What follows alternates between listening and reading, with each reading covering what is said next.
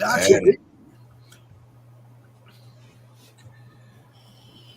and yes, Doc, your Twitter should be a destination as well. It's not in my list of options, so. Oh, it's not in your list. It's in my list. Yeah, exactly. Exactly. Right. Tell you what we're gonna do. Here's what we're gonna do, boys and girls. We're gonna remove that one. I'm not doing this again. You were watching on the Madness comic. Now you'd have to turn all over to the Madness comic. And there, Doc's Twitter's up in here now too. Oh, look at that! That's how I do that shit, Doc. That's how I do it. Style. All right. So here's Jake. What's up with Jake from State Farm? I mean, State Farm is there. Nayball. Nayball.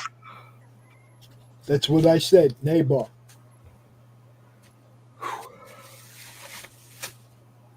Oh, Arnold must be really hurting for money. He's got to go to State Farm to do commercials. Living in California, yo, ain't no joke. They gonna take all your money. Oh, you didn't hear what they're trying to do now? I just said California's gonna take all your money. I'm pretty sure I probably heard it. How about this one? They want to do a yearly tax on all assets, including savings accounts.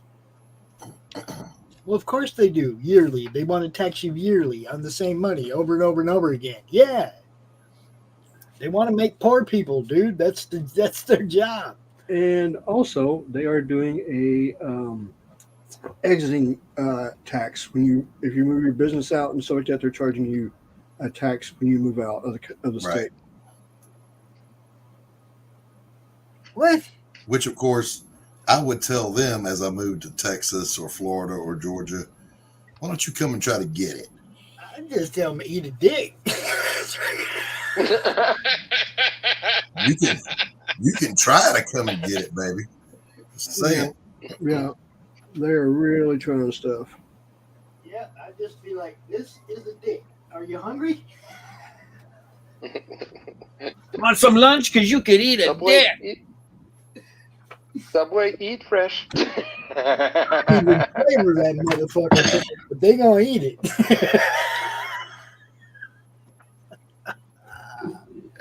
Yeah, the government got me really good this year after they took all the he got you, Doc. He got you, Doc. Yeah, what's a Drawsream? What's a Drawsream? What's up, ODF? You'll only see that on Doc's channel. You won't see that anywhere else. I corrected it. Get out of here. Get out of here. It's good to see you, fatty. Thinking about you. Getting ready to fire up myself. I like that. Yeah. Mm-hmm. And yes, Grey Wolf.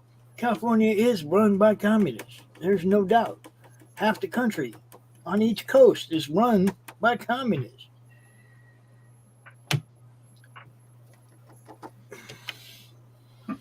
The shame part of that is that people don't even know what a communist is anymore. No, they think it's something cool. Poor disturbed souls. Poor soul, I'm afraid the strain was more than he could bear. Mm-hmm. Is Doc dying on screen? I'm dying right now. ODF, if you don't leave me alone. That was Finity. These are your fans that control your dumb ass for doing that, dude. Stop trolling me. I'm old. You left it open for your fans to troll your ass. Here we go. I did. It's one of the many services I provide. You know how they say it. You deserve what you get.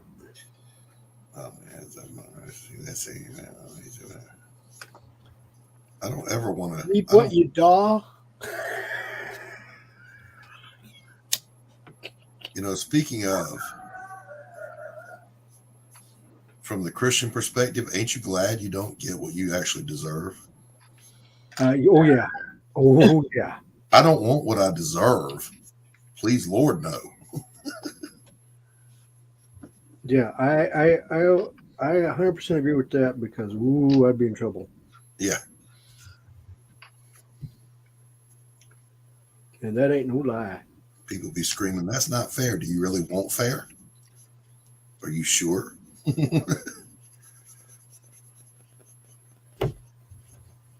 Are you sure you want fair?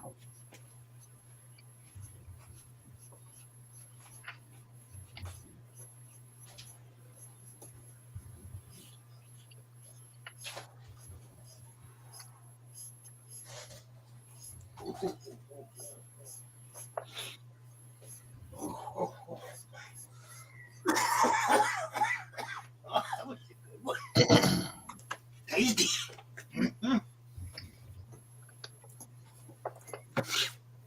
Ah. So yeah, just so everybody knows, we'll be putting some art up here on the network for sale. Also, for anybody who watches the show offs at 3:30 with Dave and I, pretty much most everything we show off is available. If we show something, you guys see it, you like it. Yeah, all you gotta do is hit us up and say, "Hey man, what do you want for that?"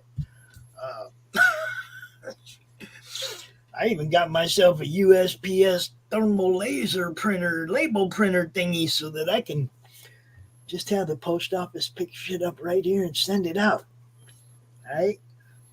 If you see something you want, say so. That's simple. I want to get the Roku up and running. I can rebuild it next year. I might have something you want. I would appreciate it if you flip on over there, drop a little love on the GoFundMe so we can get the LLC, so we can get to work. I think here in Michigan, LLC is $450. I'm looking somewhere else to get. I'm looking to get it somewhere else cheaper. I think that's stupid and ridiculous. We'll find out. Yeah, I know, Grey Wolf. That shit doesn't even deserve airtime. What Biden's trying to do to this weekend. Now, granted, it won't always fall on Easter, but they had to have had the foresight to know that sometime it was going to, and it was stupid. And now they're, No, it wasn't stupid. It was evil, and it was deliberate. Yeah, it was deliberately done because this is the first year they've done it. So it's been around for 10 years, dude. Yeah, regardless. It's been around for 10 years. I'm just saying they should have had the foresight to know that the end of March, beginning of April, Easter's going to land there at some point. Dumbasses. They could have done it any other time of the year. Nobody would have blinked. It's stupid. Even the rooster agrees. He absolutely agreed.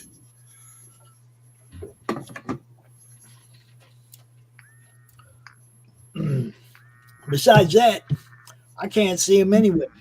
No matter what fucking day it is. I see a dude in a dress. Sorry, not sorry. Nobody wants to play my imaginary game that I'm a rich TV mogul, right? Nobody wants to play my game. That's what I'm saying. I identify as a billionaire. What's up? Right now, man, I'm a TV mogul. Even though the Roku ain't up yet, I already identify as that.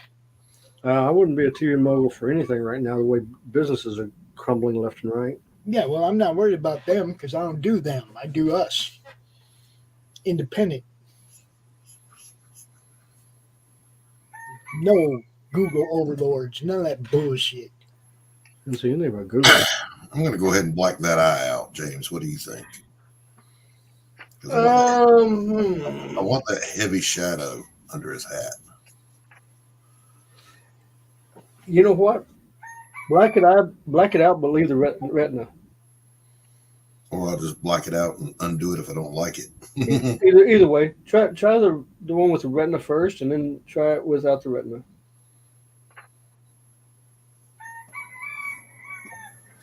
Oh, I like it. Yeah, that's going to do it. Okay. I may as well go ahead and do both.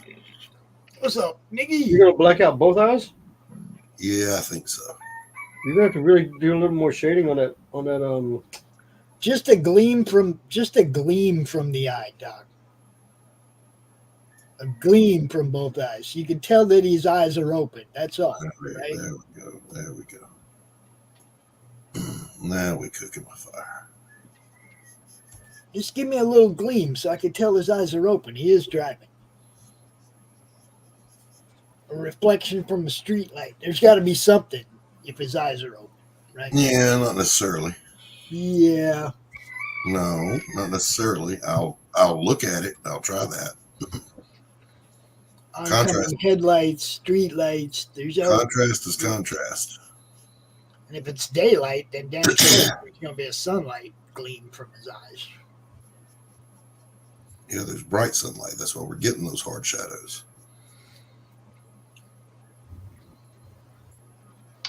Eyes reflect everything. Yep, Pops. I don't know if you know this, but I know how to art. Mm-hmm. Right now, he looks like a blind man. That's what I'm trying to get at you, dude. Doc, as a guy that drives with eyes, I feel offended by your art.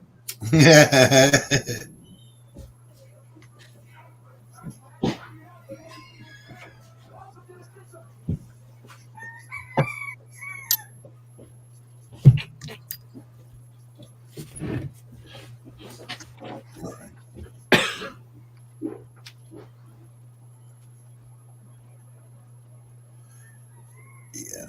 All right. Now we go back in with some line work. Hey, unambiguate me, show these other guys work. I've been up here for a minute. I'm waiting for a gleam in his eye. It may not happen. Blind guy's driving. I just don't get it. I don't get it. Daredevil driving.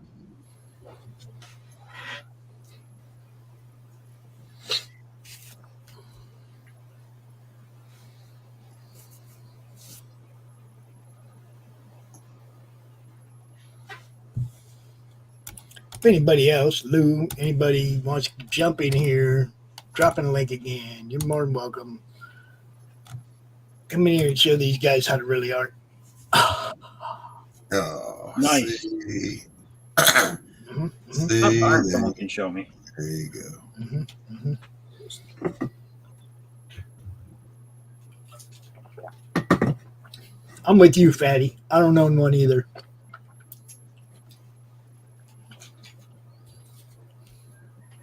Uh-huh.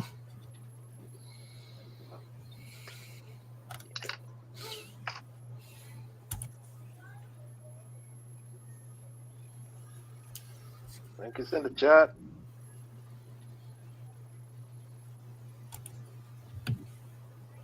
Who's in the who? Chat. The link is in the chat. The who did what to what? The link is in the chat. Oh, A new Zelda game?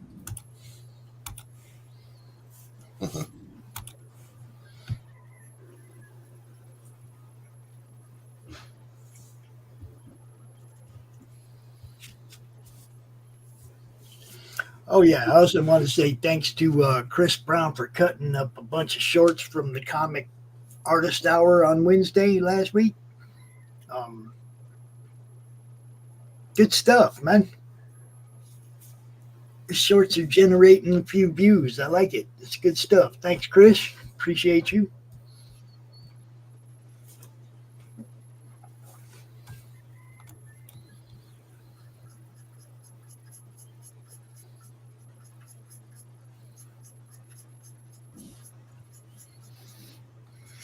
And my friend from DDO Online, from Madness Gaming.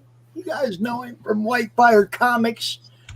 It's Doran Corkum. What's up, Doran? What? Hey guys, how's it going? What's up, Lauren? Hey, Doran, what's up, man? Yeah, Hey, I nice got a to have shirt the like chance that. to breathe. Really? Where would you get Yeah. that from, Pops? I got a shirt Raise just little like hell. He sends me a choice. He sends me 2 shirts. They're both badass. One says Rake Hell on it, right? And it's got the Japanese letter, whatever, and look cool as hell. I'm like, yeah, looks like an old rock and roll shirt, right, Doc? Okay. And then he says, or this one that says Raise a Little Hell. And I'm like, how am I supposed to choose between those? Because as the promoter in me wants the Rake Hell shirt, obviously, but the dude in me wants the Raise a Little Hell shirt. You know what I mean? So what does Doran do? He sends me both. Yeah, I know. He sends me both. So I got one I can wear like when I go to con, and one I can wear like when I'm on shows, and one I can just wear when I feel like raising a little hell. Hell yeah, everybody's loving that shirt so far. It sold pretty good, and then everybody who gets it seems to like it. It turned out really, really well. It's an awesome shirt, man. That's and the quality, it's a breathable cotton on top. That's like top shirts, but it's called, I think, ring spun cotton. So it breathes super well for a big guy. Like, to me, to have a shirt that breathes is important, right? But yeah, it's a quality shirt on top of it. I got it from Sticker Mule. Sticker Mule does them, and they put discounts on shirts sometimes, so you can get a good deal and make your own shirt if you want. It's amazing the deals you get. And then there's... Oh, look at that. Oh, you've got it open. Nice. We haven't cracked it yet, but okay. We have not cracked it. I noticed there was no...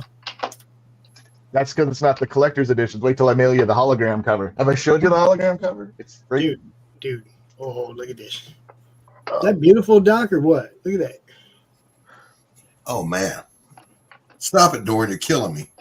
Wait till you see this. Guys. Killing me. Oh. Can you flip back? All right, I'll see if I can figure this. I've never... Oh, look at that. All right, you're ready? So this is the front. That's cool. But look at the text and everything adds depth to it. So when you have it in your hands, it's really beautiful. But check out the back now. All right, so now we have Derek Stevens on the front with my concept design and my graphic design, of course, laying it out and stuff. And then here we have George A. Costella. I can never.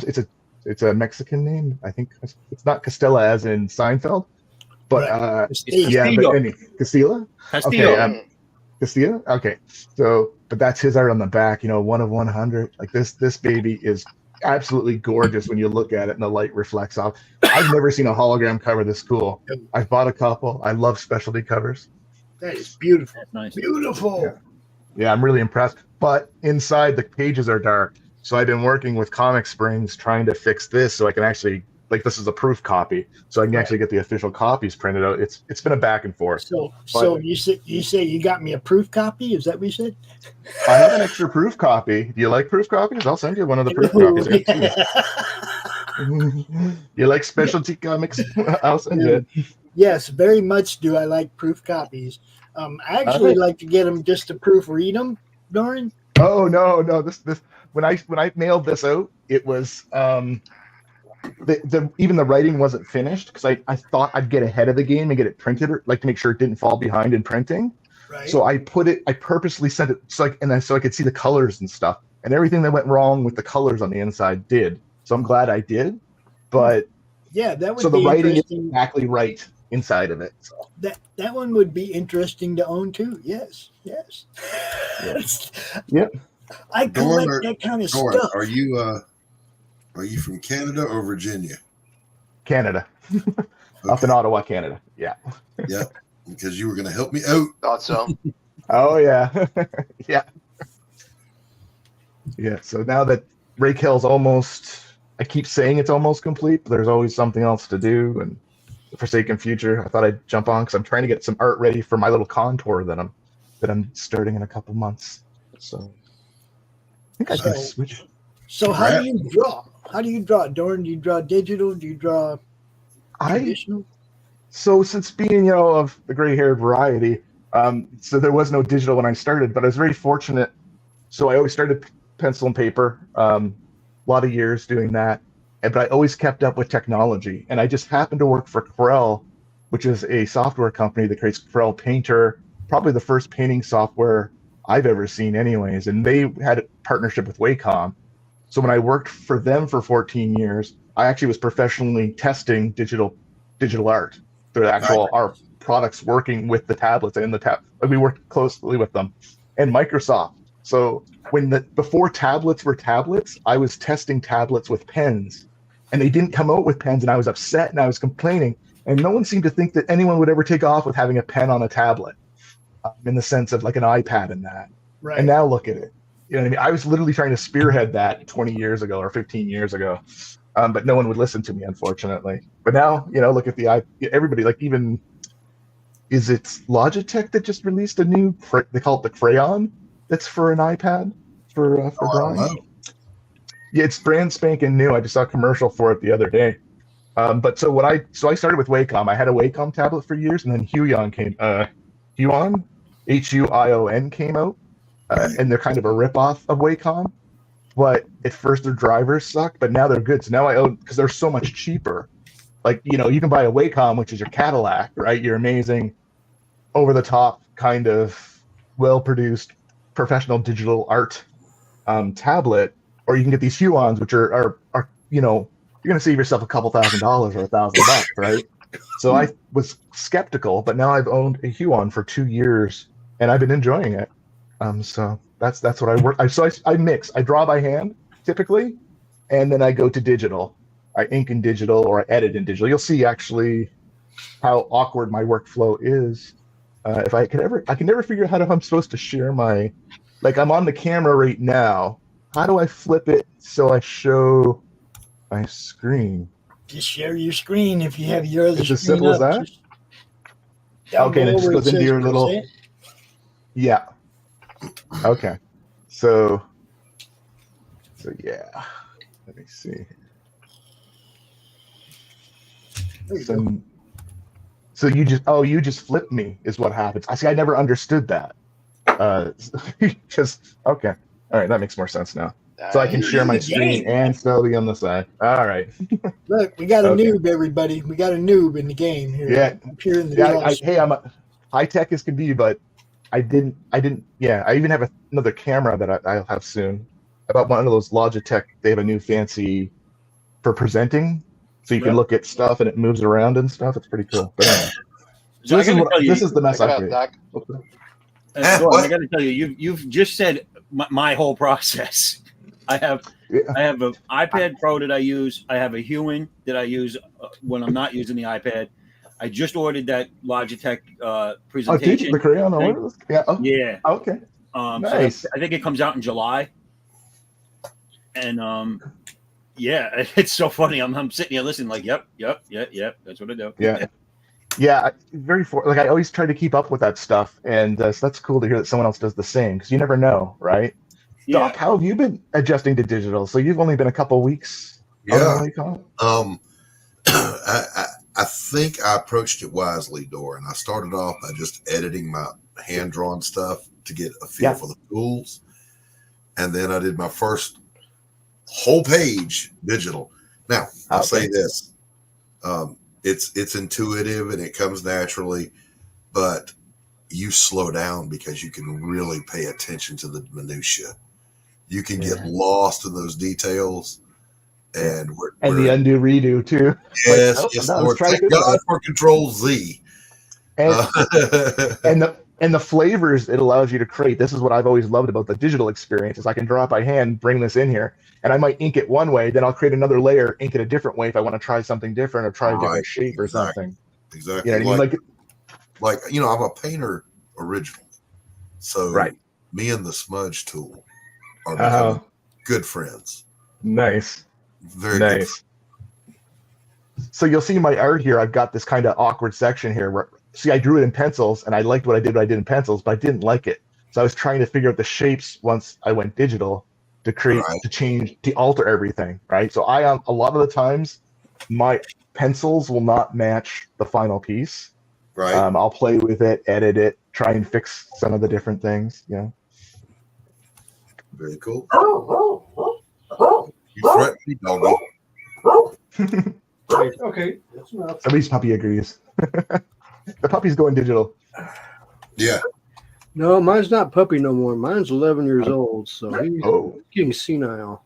They're all puppies. Come on. Yeah. 11 years old. God dang. Yeah, Doing well. he's starting to wind down. Corgis don't live.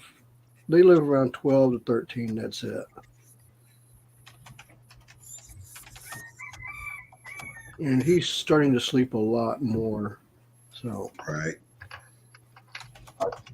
Now, I don't know. I know dogs in general, but like a couple different breeds. What's a corgi? Is it a Have small you dog? ever- It sounds did like you it's a ever- pretty big one. no. Did you ever see Cowboy Bebop? Yeah. Oh yeah. Yeah. Ein, the dog. Yeah. That's a corgi. Nice. Okay. Cool. And that's what I have.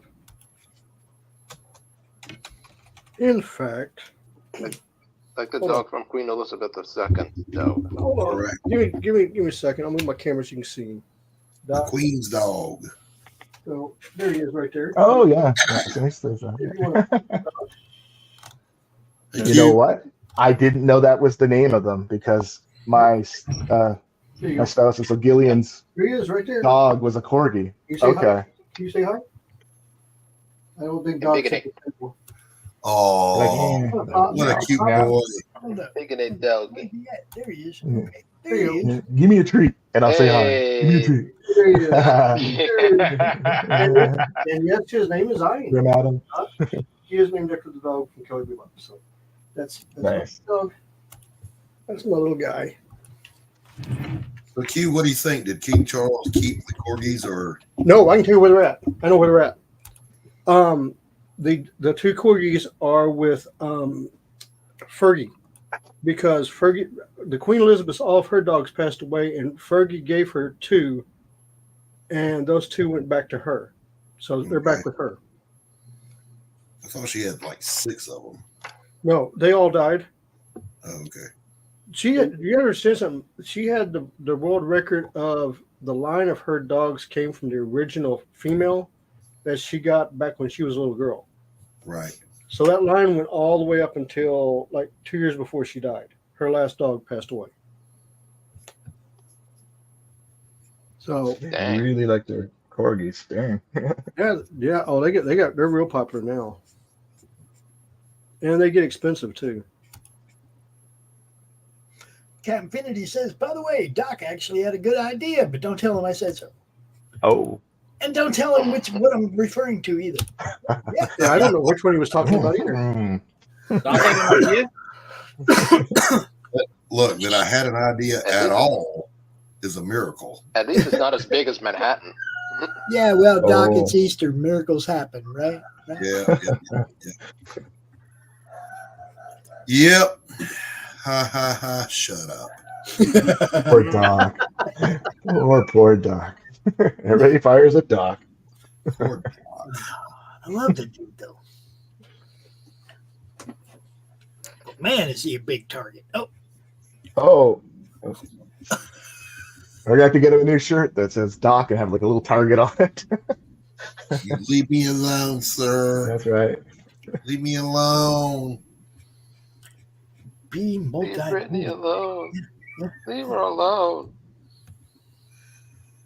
Security. Will you sign my book? I would caption this panel "Arrested for driving while blind." Yeah, okay. Hey, Pops, you can't see his anus either, but he can still fart. Can he? Well, how do we know? How do we know? Yeah. Yeah, Oxford stereo. Yeah, prove it.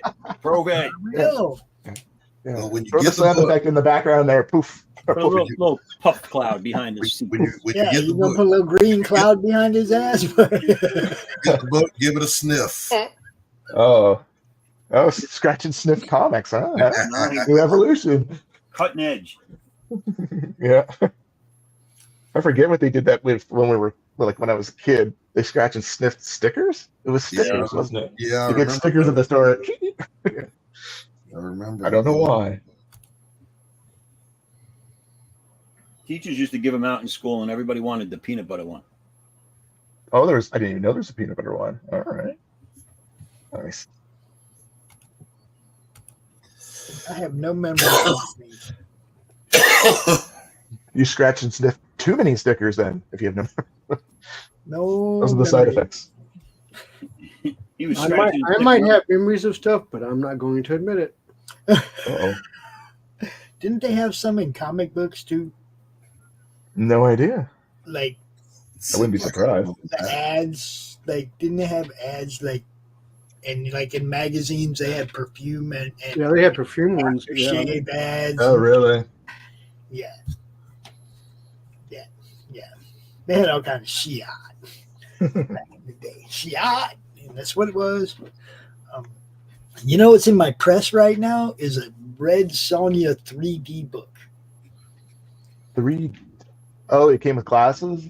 Kind of like, Yeah, with the glass, of course the glasses Yeah. are in the press. I'm not trying to imprint them into the book, but yeah. there was a little wrinkle by the staple, and I was like, really? Y'all make a book like this, fuck it up like that, and then sell it? Right. That one What's should wrong have with never these made people? it to the shelf. You know what I mean? Really dating myself. I remember when Jaws came out in 3D and everybody was going to the theater. It was like the first time, I think. 3D movie, wasn't I it? remember that. Yeah. And it wasn't even a very good movie for 3D. No, I don't think they It knew. wasn't a very good The movie all technology around. wasn't there. Yeah. I remember watching it going, this isn't 3D. the first 3D movie I remember was called Treasure of the Four Crowns or some shit. And my dad took us to see it, so I know I was young, so that was way back in the day. And my dad got laughed at because in the movie somebody walked into the frame. And my dad said, "Hey, dude, sit down." That's awesome. The best 3D thing I saw was a Shrek short at Universal Studios. And you were in a theater setting. But like, if there was movement, if there was, like the platform you were on moved. The sight, the sounds, everything was amplified. At one point, the character on the screen gets splashed with water, and so do you. Oh, Yeah. I mean, it was Oh, the like 4D. yeah, it was like really. it was kind of trippy, but the actual 3D on the screen was better than anything I'd ever seen anywhere else. I mean, shit looked like it was coming at you. You had the instinct to duck and shit. Well, I really wondered when they made the televisions 3D, if that would work. But it died off pretty quick as a fad, didn't it? Yeah. It didn't last long. Hello, Nikki. Yeah. And Grim Dude. I don't know Grim Dude, but hi, Grim Adam. Welcome to the chat. We call those guys over there the Madness. Right? Welcome. Be our guest. Unless you're watching on Stephen B's show, in which case it's the Bull Chat. Those guys over there are the Bull Chat. I don't know what Doc calls his. Probably just the trolls. I don't know. No, Patience. His patience. it's the waiting room. The waiting. Your chat is the waiting room? Yeah. Okay. That's a lot of people waiting for treatment, Doc. You ever work at ER on a Friday night? Yeah. Only on a full moon. Believe me, on that, I can actually say yes. Only on a full moon, Doc. You're gonna wait. Oh. And it'll be worth the wait, right? That's right. Just don't forget to bring your recorder and your notepad. Oh. Notepad. What the heck? What's going on? Handy dandy notepad. Infinity. Shh. Quit giving Doc back his ideas, man. You know he's going to forget. I forgot not what I had for breakfast. I forgot if I had breakfast. See? It's just the way it works. Boy, I didn't forget. I've been hangry for about a week now. Oh. I know that's right. Did it involve Jello? All right, I'm going to go get a refill. I'll be right back. I was just going to say he's setting a new record for not refilling his coffee. Shut up. Oh, yeah. Ethiopian coffee. Elephant poop coffee. I think Ethiopia's Colombian. I couldn't believe that when I think that's a real thing, isn't it? That they take the poop from animals and turn it into like coffee. Well, I saw something on that. Kopi Luwak. they can That's do in it with mine. Indonesia. Yep.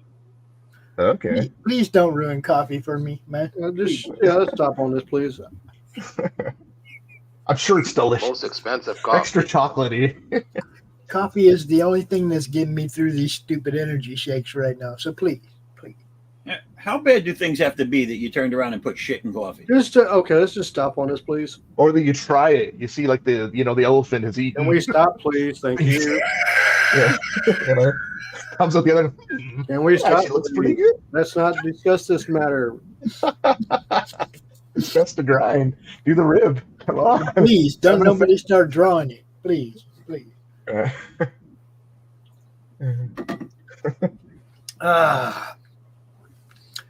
Yeah, there you go. See? Yeah. You just heard it somewhere and you're repeating it. It didn't have to be from Doc. I will copyright claim everything. All of it. All of it. Everyone. So, how about, was it last week? Yeah, last week, USS New Jersey gets underway for the first time since her mothballing or becoming a museum ship. Big ass battleship. It was on active duty when I was on active duty. That ought to tell you something. It's a museum. So I guess I should be in a museum. Anyway, on that same day, I got to watch a Falcon 9 launch. What a great day. Doc got all he stiff and shit. Hey, Doc. Yes. Did you get to see the movie Battleship? Yeah, I hated it. Oh no. Well, no. There's a little interesting thing about that. The when they pulled out the battleship, that actually went in. That actually did sail, and they were taking it in to get repairs.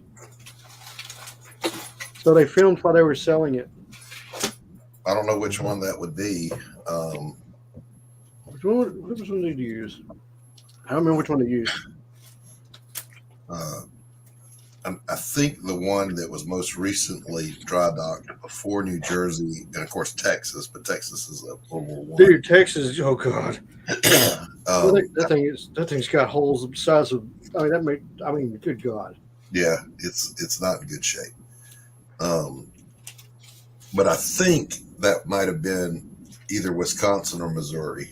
I'm not sure. Missouri, that's what it was. It was Big Mo. Yeah, it was Mo. They were going getting ready so they could put back as a museum and stuff. And they just decided, hey, since we're filming this movie, they're like, sure. And the elderly guys that were there, they were not originally in the movie. They were there to help with the movement of the ship. So they just like, you want to be in the movie? Sure. Okay. Sure. Why not? Trying to remember that movie. Did they fight aliens or something in that movie? Yeah. They pulled out the old battleship because it was analog and went and blew them up. It's a fun movie. Don't take it too seriously. I think that's what you have. Yeah, I have that attitude with a lot of movies, like where people go, "Oh, that thing's terrible. That's the worst movie ever." I'll go watch it. I'll even watch some. And Rihanna's in that movie. I don't. Yeah, she doesn't need to be in the movie. That's the problem. Yeah, I don't. That was supposed to be the takeoff of her movie career. Look how far it went. Not very far. Now I will say this about the new Godzilla movie. It's a fun Toho classic monster mash with great special effects. That's basically what it is, and it's very enjoyable. I heard that it's enjoyable, so it seems to be getting better reviews than some of the other ones they did in that series. Okay.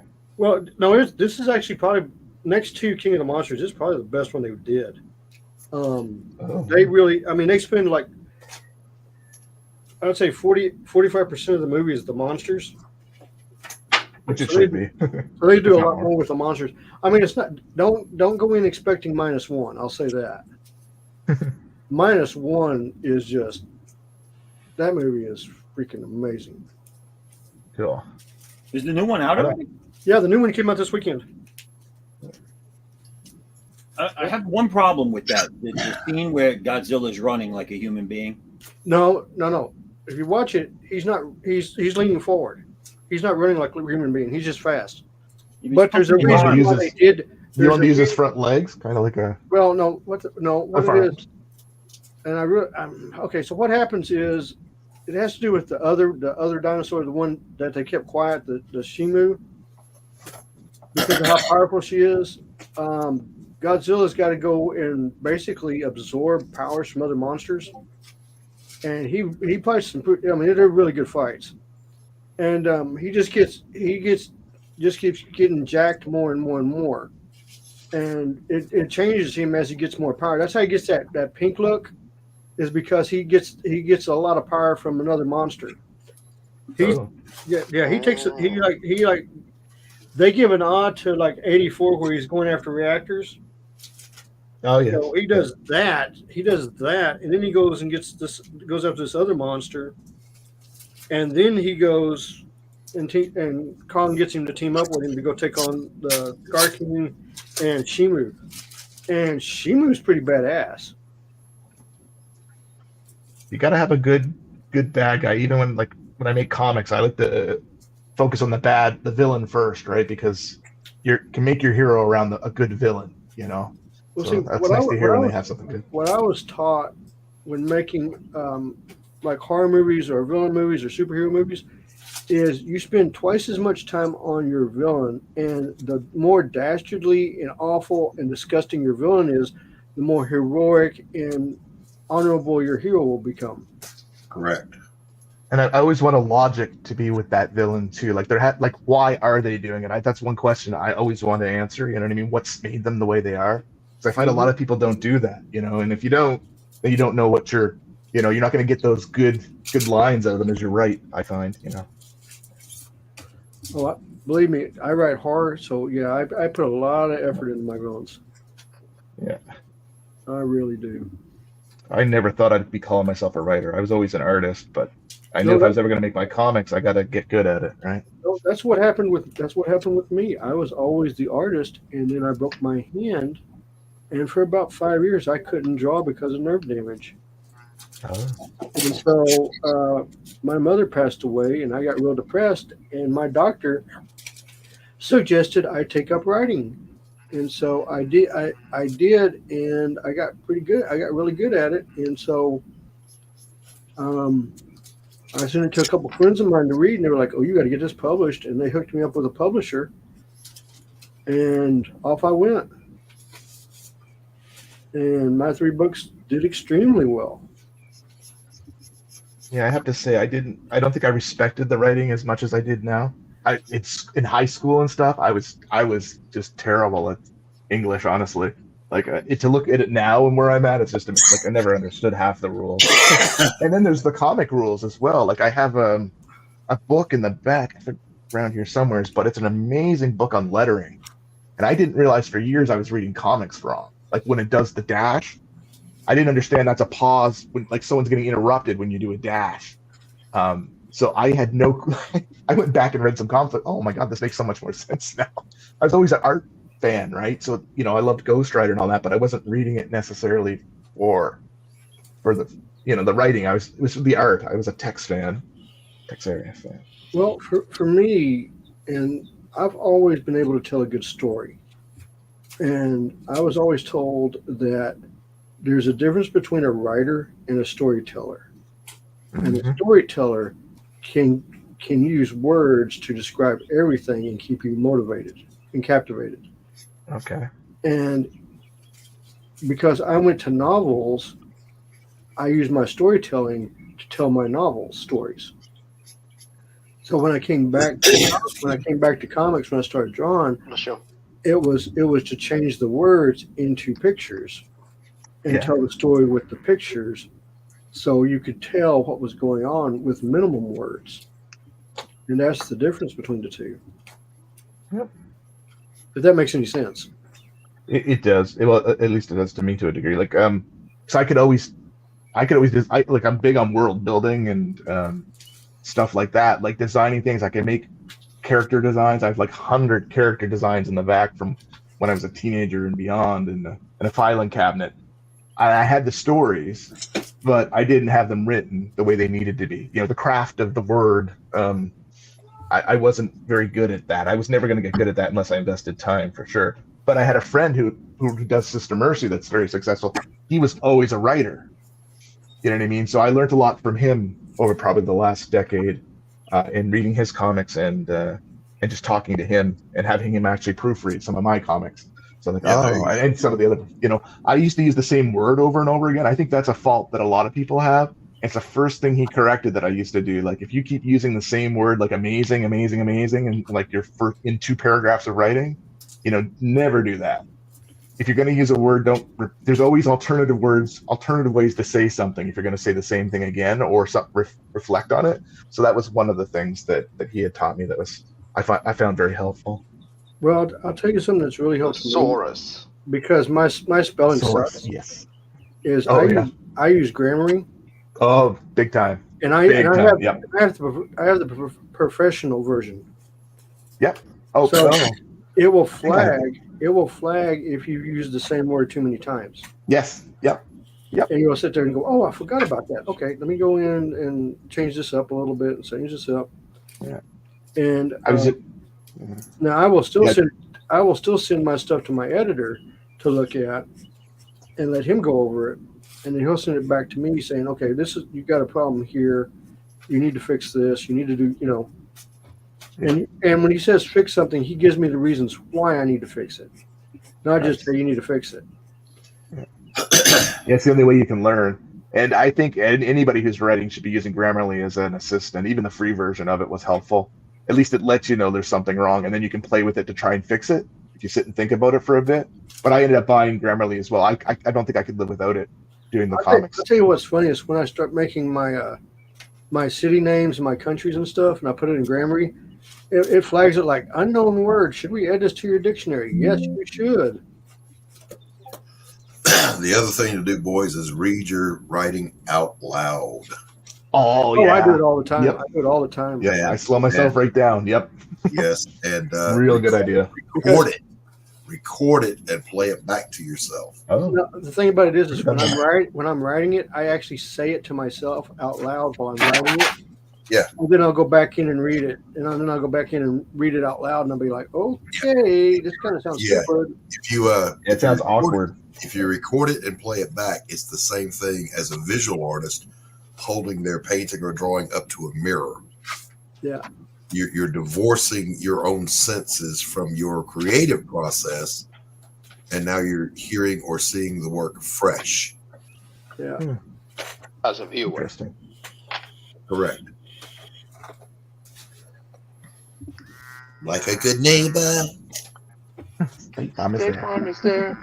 Oh, we should do that. We just advertised for them. They owe us $50. They owe the Madness $50.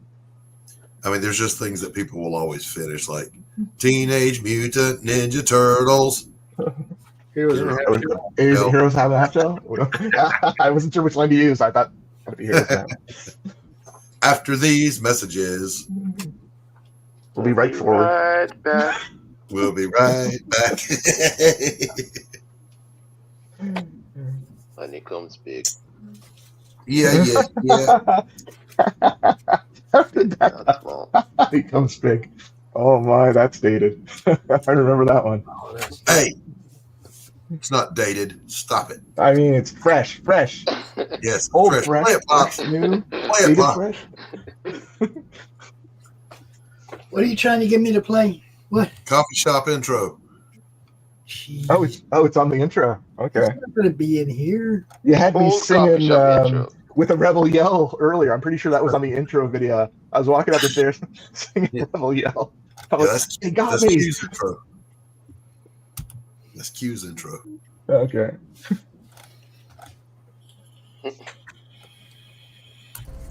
I like these calm little moments before the storm. Honey comes big, yeah. It's not small, no. Kiss my empire. Oh, my darling, not 3 times on the ceiling if you want me. Your coffee, sir. Thanks, beautiful. You're welcome. This is a man's world.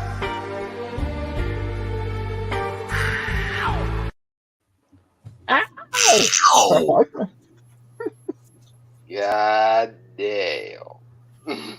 that's my show. That gets me fired up when that intro plays. I'm ready to do a show when that happens. I'm trying to get ready for the show offs because supposed to be ready for that when it goes off. Yeah. Today on the show offs, just so everybody knows, I'm gonna be showing off some con programs and stuff like that. Which I have a very nice collection of. Some of them autographed, a lot of autographs, shit like that. So I told Dave I had some special shit to show him. So that's what I'm gonna be doing today. Nice. Showing off con programs, maybe a few autograph comics, but mostly con programs and cool stuff like that. So if you want, I found a lot of my badges the other day, and I started putting them in a pile, and so I'm gonna take a picture of that soon. But that was cool. if you guys really want to see what's in Pop's collection, you're gonna want to watch the show offs today for sure. Nice. You're gonna see some stuff you might not never seen before. And I'm even going to save some of this for next week. I'm going to make 2 weeks out of this. But do you want a little sneak preview? Anybody want a little sneak preview? Why the hell not? Go ahead. A little sneak preview of the kind of stuff I'm going to be showing off today. I'm going to give you a preview. Am I going to be jealous of all the stars that are at these events? You're definitely going to dig this. Okay. This is from the Denver Comic Con. You can see there's autographs all over it. Nice. Nice. You got Polito, Monty Moore, Marat Michaels, Yolanda Ruiz, Jason Jensen, Art Adams, Ryan Kincaid, Josh Grimsley, Kevin Eastman with the turtle remark as well. You got Brian Polito and Kevin Eastman both put remarks on this thing. Sweet. Oh yeah, He was up here in Ottawa, Eastman, and I kicked myself because there's only 4 people in line at one point. I could have just jumped right in line with them and got something done, and I didn't. You got Art, you got Jason Jensen, dude. They did a great job on that. Like, that's a cool cover. Like, that they did it all over the art. Like, beautifully put. Yeah, dude, that's badass. And I got that from a friend of mine from the Sworn Nation, Troy Hudson. Love you, Troy. But yeah, back in the beginning when I started doing this, before I was doing shows or anything, right? My collection was ash cans and con programs. My comic book collection was very small at the time. I was more interested in getting con programs from all over the country and possibly the world. And people started sending me con programs. So I have a solid, 2 solid stacks of them behind me, as well as a nice stack of ash cans of all different kinds. And that's what we're going to be showing off today, 3:30 on the network with me and Texas Dave, talking about ash cans, programs. I don't know what Dave's going to be showing off, but man, I can fill a show with this stuff, no problem. Hey, Pops. Yeah. Did you ever get the tour books from the studios? No. Well, I mean, I don't know. I'm about to go through some stuff I haven't looked at in a long time. I don't know what all I got here. Because back in the 90s, especially with the image studios like Top Cow and Homage and Extreme, the whole studio would go on tour. Stuff like this. Oh, that's very nice. Oh, Comic Shop News? Yeah. I got Bill's going to love this. Nira X Ashcan.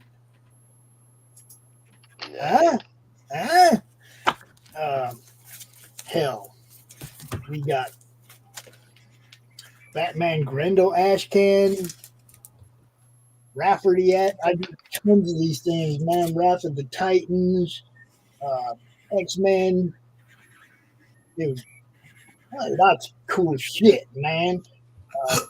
Previews from the final night, Superman. I guess it's Justice League. I don't know. Sneak preview from Total Eclipse. Just all kinds of cool shit, man. Even got a cherry ash can. Got it. Oh, Cherry. I forgot about Cherry. The Wedding of Rick Jones ash can. And then some more I don't know vamping. Rick Jones got married. Lady Death and Evil Ernie.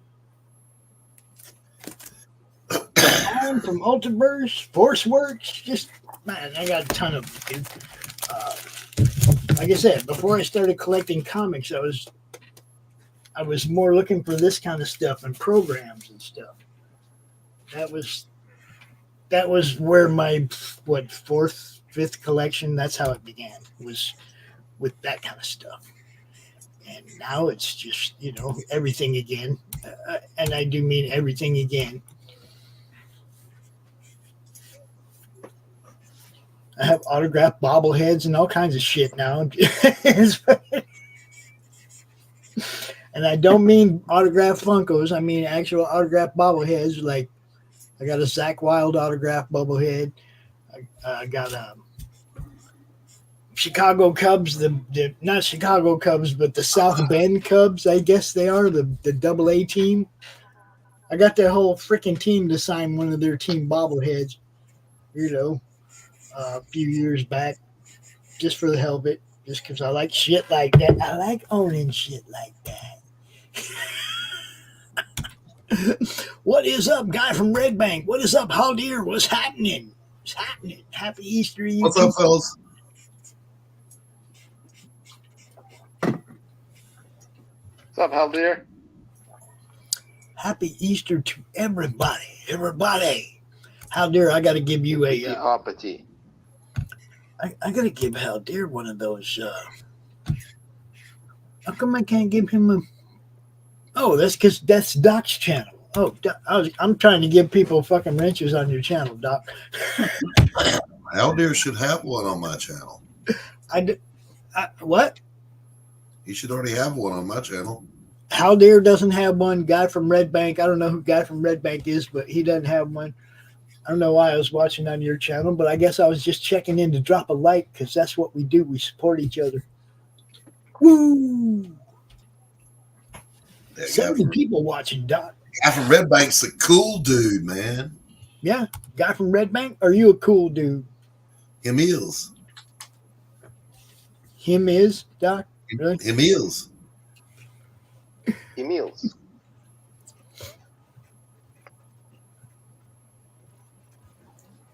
Doc hid his drawing from us, guys. He won't show it no more.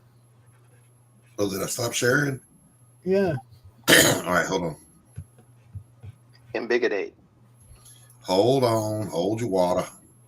And then Doran went, pew, I'm out of here. Doran left. He's gone. Yeah. Maybe he got the same technique as I have. I was gonna say, Q, someone's taking your shtick.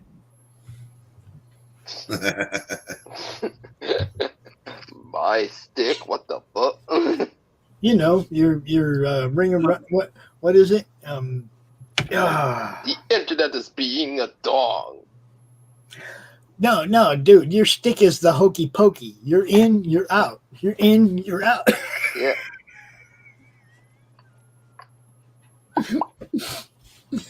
Like a whack-a-mole. Yeah, we do need a counter for him, Doc. Although today he's been pretty good though. He only left once. That's funny right there. Who you are. To the 72 people watching and the millions at home. I mean,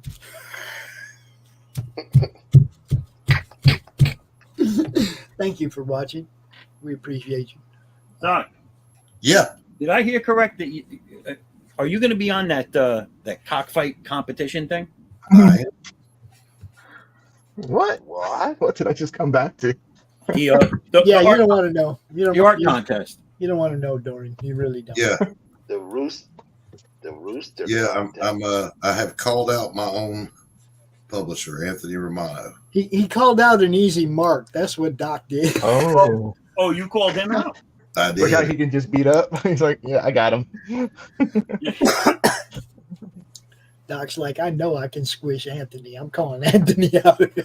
Well, the point in that is, yeah, I'll beat him because I'm better than he is. But the point in that is, the book's going to be freshly out at that point. He's the publisher, I'm the artist, so we'll gin up a little interest.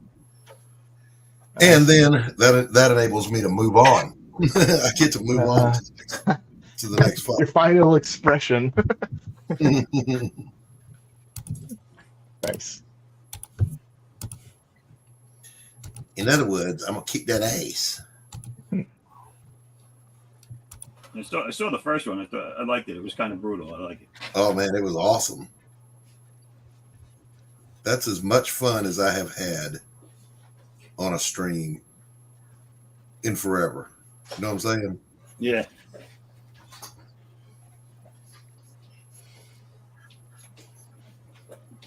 The reason I disconnected is I went looking for my Kevin Eastman comic he brought to the Ottawa comic here, the custom cover they did in that, but couldn't find it.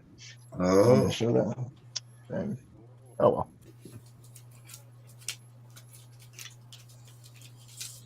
At least he didn't take the stick.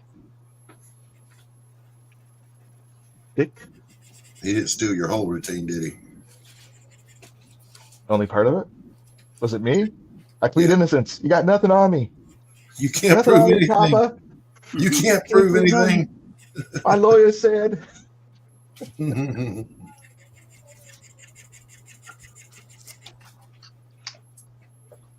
any of you illustrious gentlemen know who Frank Metzger is?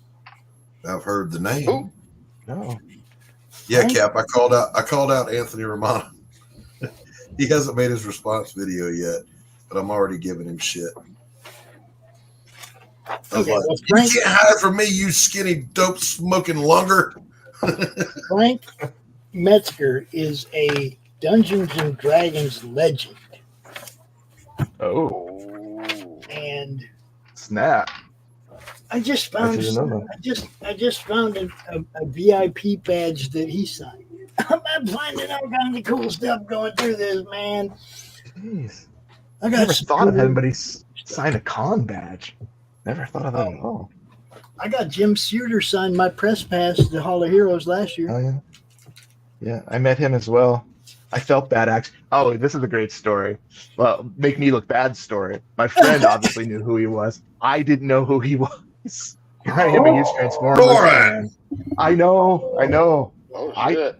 Yeah. And I'm like, and I'm talking to him. It's the same the guy who did Game of Thrones. George R. Martin. Thank you. I met him. So I was at a book con 20 plus years ago, and my spouse Gillian, she was a huge fan of Game of Thrones before anybody, like, of the books, right? Before it was popular, before any of this other stuff.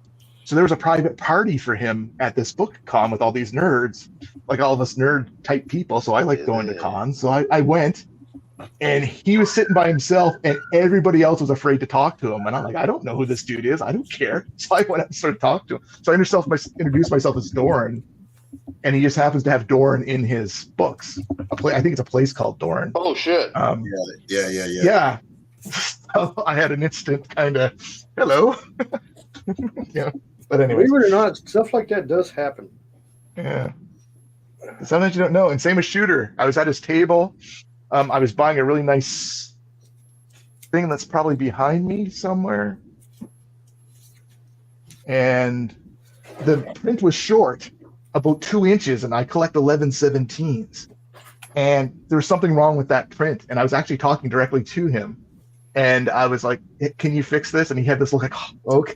And I'm like, what is he such? You know what I mean? It's a 2-inch print short. It's 2 inches short. I can't frame it and put it on my wall, right? You know what I mean? There's something. I didn't do this. I didn't cut it short. It's on your table. But anyways, I didn't have any type of conversation with him like that. But then I realized afterwards when my friend Doug told me, I'm like, oh, oops. I didn't realize I was talking to him like he was like, indeed. You know what I mean? Oh, crap.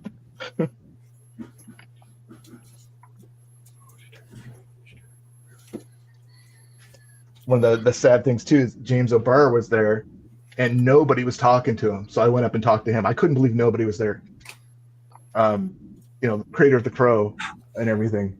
Like I got him to sign things, and like I was like, he was going to sell me original art, and I still kicked myself in the butt for not taking it from him. He was offering me original art. I remember when he came and the movie was fixing to come out, and they had a private meeting with him and signing with him at the hotel. And so I had gotten a ticket, and I'm sitting in there, and I'm listening to him talk, and I'm like going, dude, he was so depressed. When I talked to him, I mean, I was like going, oh, okay, this is not good. Yeah, he seems like somebody who's just naturally depressed. Yeah, I think if you take that and you look at the Crow story, you can kind of put the darkness into it. I think he talks about that and why he wrote the Crow. It took him a decade or something like that to write it before he released it. But yeah, you're right. He comes off as a very kind of somber type person. He's very somber. Yeah. And that's the funny thing is because people, when they come up and talk to me, because I write horror and I kill people and stuff in my books, make it dark and everything like that. And I'm like this really happy guy. And they're like, you're nothing like we were expecting. I was like, what were you expecting? And they were like, going, this kind of morbid looking dude. And I was like, oh, no, I ain't that. I just like writing really dark stuff. But wasn't the Crow like based off of some tragedy in his life or inspired by it or something? I believe so. I thought it had something to do with some kind of war or something.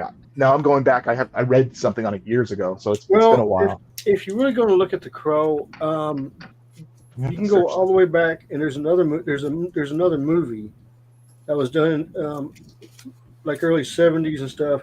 And I hate to tell you this, but it's just like High Plains Drifter. If you have not seen High Plains Drifter with Clint Eastwood, it's basically the same thing. He's killed and everything like that, and he comes back for revenge. Yeah, no, but I mean, James O'Barr wrote The Crow. It could be like a million other stories, but I don't know. I don't remember the story, but there was some kind of tragedy did happen. Yeah, there was. It was. Yes, there is. It was his outlet for a tragedy that struck him. And that's what. And I'll be honest with you, that's what happened with me. When I lost my mother, I went into depression, and that's when I came out with my horror stuff. So I got it. So there is something does click when you go into, and like I said, my doctor told me to get me out of my depression to write stuff, and you just go into that, and that's what happens. You found a way to express it in a different way to get it out. Yeah. That's cool. I think creative people do that, right? I found out what inspired him. O'Barr wrote his first issue as a way to cope with his personal tragedy he went through when his fiance was killed by a drunk driver. So that was his inspiration. So I think that's like, that could have a lot to do with his permanent like somberness and depression. And it could be just his personality, right? He just could be just a more less energetic person. I mean, he's not young anymore when I saw him. Like he's he's getting up there in age. I saw him back in the 90s. That's what I'm saying. I saw him. Oh yeah, no, I saw him 2010-ish. Yeah, I saw him when The Crow had just come out. And I mean, no, it was fixing to come out. It hadn't been released yet. And the hype around the movie was just because of Brandon Lee was in it. Yeah. That was the hype. And then when Brandon died, that made the movie even more legendary. Yeah. Unfortunately.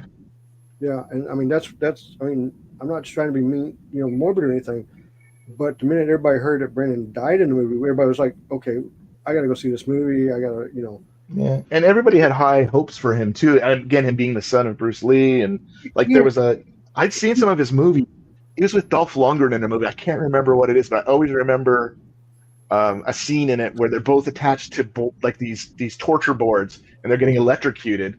And Dolph Lundgren tells them to be tougher. He says, "You need to be tougher about this," or something like that. And then he's like, and he goes, "Okay." He goes, "Hey, aren't you supposed to baste us in between frying?" or something like that. He says some kind of cooking joke. And then, but the one he did, Rapid Fire, where he loses his dad and stuff, and he helps take out the mob. That movie was fantastic. That's probably one of the best martial arts movies ever made. Yeah, his career is definitely cut short. Yeah, he was scheduled to do several other movies and stuff before he died. You know, he was scheduled, and just freak accident. Yep. Well, he was definitely. I mean, come on, they had live ammo on the set of a movie. He was definitely. Well, it wasn't live ammo. They got him. Okay, that's not what did it. Even with a blank, it has some kind of shrapnel, and the guy was too close when he fired it, and that's what got him. So it wasn't an actual live ammo round. I don't know how they figure that out with that scene. Do you guys remember that scene in The Crow? Yeah. Like he's on the table and everybody's just blasting him. At least it was a situation, hopefully, where one person didn't know they did it. You know what I mean? Where it happened is the scene where he's coming out of the bathroom, and they had to reshoot it. That's why his face is blacked in. That's where it happened. That's where it happened. Because they put his in.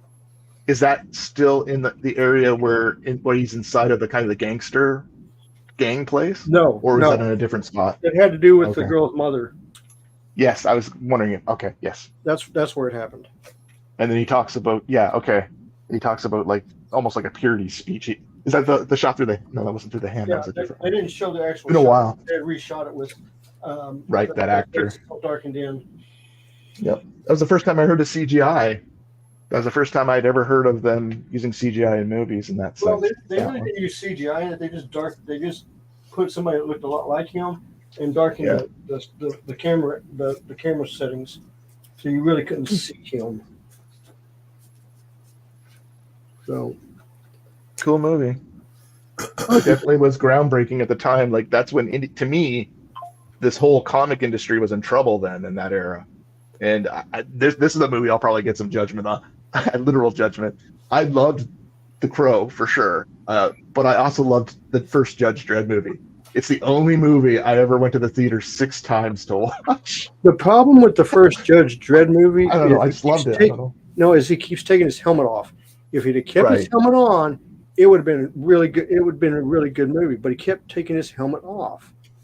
And I was like, Rob Schneider. Like I liked the comedian as well at the time. Yeah, Rob Schneider was fantastic in it. Yeah. And then of course the other one, the other Dredd movie they made was just perfect. See, I didn't like that one as much. The new one with Carl Urban. Yeah, that one was perfect. That was actually as close as you can get to the comic book as you could get. Okay, so I wasn't a comic book, believe it or not. I wasn't a comic book fan back then. So this was all fresh. The Crow was fresh to me. I was a comic book fan earlier in my life, but never too much indie stuff. So I didn't know too much. I'd heard of Judge Dredd. I'd never heard of The Crow. So when they came out in the movie theater, that's how I got introduced literally pretty well, other than, the only indie comics I remember was like Lady Death, Ernie. Well, see, Lady Death and She came out the same year. She, yeah, I remember collecting some She stuff too. I remember, like a wizard. Back then, myself and Kelsey Shannon were working together. This is our first gig. I was penciling, he was inking my stuff. I've got like 2 pages of that artwork still. And we sat across from Stephen Hughes and Brian Polito and everybody from Chaos at the time. And what happened was there was a big fight going to happen that night. So they had rented out this abandoned church, put tarps up all over the windows and everything like that because it was a dry city, brought in kegs of beer and everything like that. And myself and Kelsey Shannon got dragged over to it, had a wonderful time. And Brian and Steven just gave us all this advice about, self-publishing and doing your own thing and everything like that. It was basically the same stuff he gave Billy Tucci when he was fixing to do She. And man, they were man, Stephen Hughes. Oh my God, I could talk about him. May he rest in peace. I could talk about him forever. I mean, such a great guy, fantastic guy. I remember they used to do articles. I think it was Lady Death inside a Wizard and stuff like that, and they would be talking about how many hours those guys. Like if you were an indie person, like you were living making comics. Like they showed, well, they didn't show them. They had pictures of it, and they talked about time, time lapses and stuff. It was pretty cool to see, but that's when I realized, man, it's hard to create an indie comic. Well, Like I'll tell you the especially back picture that then. really got me. Ben Edlund had said in Wizard, when he was working on the book and the animated show, he said, I've worked so hard that now when the toilet flushes, I think it says I love you. Oh, man. I'll tell you the one that really, the two that really got me was when I found out about the guys that created Teenage Mutant Ninja Turtles. When they drew it in their garage, and I saw pictures of the garage, and I was like going, oh God. Yeah. And then when Todd McFarlane left Marvel and went to start doing Spawn, and his studio was his garage. And I was like, these guys are doing it in their garage. Yeah. And believe it or not, Kelsey and I were drawing upstairs in his bedroom in his mom's house at the time. That's where we were drawing. I mean, this notion of the bullpen that we had seen pictures of in Marvel and stuff, that we never got to do that. It was all this other stuff we did. Yeah. And it's then a lot of work. And then 97 easier now. And that was it. Yeah, the old man speech of, you don't realize how hard it was without digital, and back then you couldn't communicate, right? So you're literally living in a bubble of there was no cell. Wizard. Oh, sweet Lord have mercy. My long distance bill was more than my mortgage payment. Right. Oh, dude, I had yeah. my long distance bill was nuts. Oh my God. Yeah. And I remember we got to do San Diego. First time ever to do San Diego. Oh my God. So we throw everything in the back of my little bitty Volkswagen Cabriolet. We had so many boxes I had to drive all the way to California from Texas with the top down. I'm serious, dude. I mean, we made it. We set up. We had a great time. We loaded back up and came back home. I mean, you're driving across the weirdest thing is driving a convertible with a whole lot of boxes in the back of your car, driving across the desert at night. Oh, shit. And I'm sitting there going like, oh, please let my little cabriolet make it home. And it did. It made it all the way to California and all the way back. Make it. Yeah. I've had a couple of cars like that too. And then I had a $500 car at one point. No, this wasn't a $500. This cabriolet was actually really in good shape. I paid $5,000 for the car, so it was actually I bought it pretty new. So, then it was like this is like 94. Yeah, 94. This is where all the work came and everything like that. I ended up at Denny's with Rob Liefeld and everybody in the kitchen sink from Extreme Studios. Oh, cool. And the incident that took place and mayhem that took place is legendary. And I saw the whole thing live. Nice. Yeah, there's points in time, that whole breakout for Image. As a comic fan, I remember being really disappointed that they couldn't hit deadlines. Especially Waterworks. I was sitting there waiting for Waterworks forever. You mean Wetworks? Wetworks. Yeah. Well, yeah, Wetworks. The thing about Wetworks, and amazing artist. I feel real sorry for Will Spataccio about this. He's designing Wetworks. He's getting ready to really go, and then his wife decides to divorce him and take all assets. Oh. So what he ends up doing, he sells the rights to Wetworks to Jim Lee. Okay. I hate to break up this awesome show, guys, but I got another one to do here in a little bit. And it's about that time. So we're gonna go around the room. Everybody tell everybody where they can be found. We'll play a couple of our favorite sponsors' ads, and we're gonna be out of here. Just kind of like that. What you showing me, Doc? What? I'm a little tardy sharing screen. I'm sorry. All right. What did we see? Show me. Tell me. Do it. It's a page. Okay, there's Paige. All right. Hit it back up. I'll show it. This is Portia Vance being a distraction to the guys that are guarding Morelli's beach house so that our hero can slip in the door and do bad things to the bad guys. There you go. That's how we do it. Doran, tell everybody where they can find you, brother. They can find me at whitefirecomics.com. Get your digital copies there. Try something different. I'm trying to get a slogan going. Working on it. It's a work in progress. Working on it. If you don't know nothing about Whitefire Comics, look, I like Doran's stuff. It's good. I encourage you to go check it out. If you like what you see, then by all means, give it a shot. You know, just like that. Whitefirecomics.com, people. Zaffo. Tell everybody where they can find you, brother. He's on mute. Yep, he's muted. Of course he's muted. Hey, sorry about that. Just head over to my website's right there under my name. Head over there. You can subscribe for free, get latest updates on the upcoming campaign, and all my links are over there for Facebook, Twitter, so on. There you go. Foresight11.com. Go check it out. James. Mr. James. Hello. I'm gonna actually do this real quick. We can get this over here so you can actually see what I did. Right, so God dang. Nice. Here's the Lovely. Goblin Queen. This will be up on my website for sale if you are interested in buying it. With some other artwork that I'm doing from the Drawstreams, so they will all be up on the website for sale.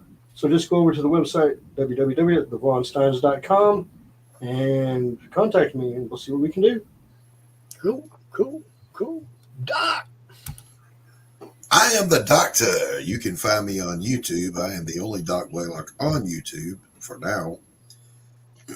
You can find me on the Twixter at Doc Blaylock 8404. I'm the writer and artist behind Pariah Blood and Mud and the Pariah Saga, and behind the forthcoming, launching on April the 19th, A Damn Dirty Thing. A damn dirty thing. That's the way it is, people. It's the way it is. Q, tell everybody where they can find you, bro. Yo, in the Morrison formation. Just kidding. You can always find me here in the Madness Comic Network on YouTube. And He froze on the Roku. That's perfect. Oh, So close. Perfect. robbery. We've been robbed. He didn't stick the landing, boys and girls. He's Somebody, got the horns of the devil in his hand, though. The Eastern judge gives him a 3.6.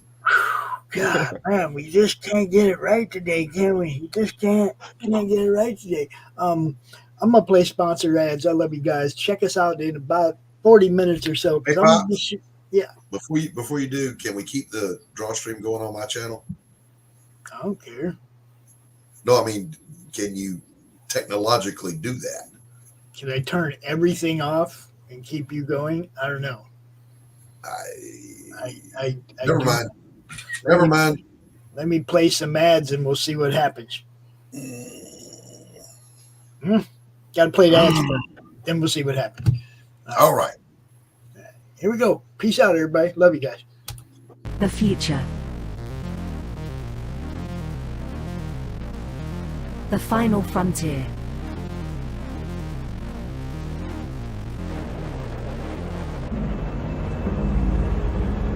It has never been so uncertain as now.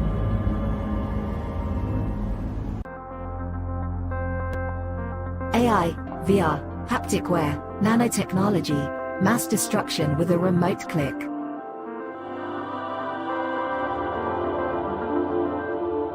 Now we are finally seeing the true potential and dangers of an ever-connected and overly policed hyper-technological world. Have we finally become the architect of our own demise?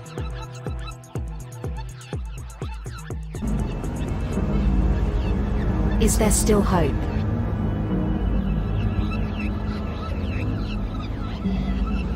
Welcome to the future.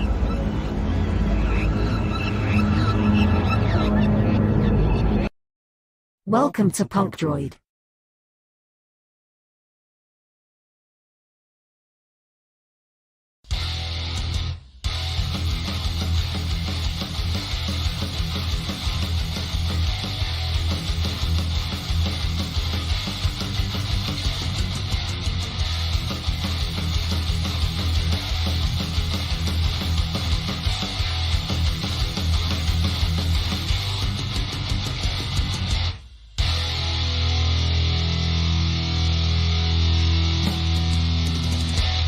Flip City Magazine is just really pulling out all the stops, man. Your guys' production value of this magazine has gone insane.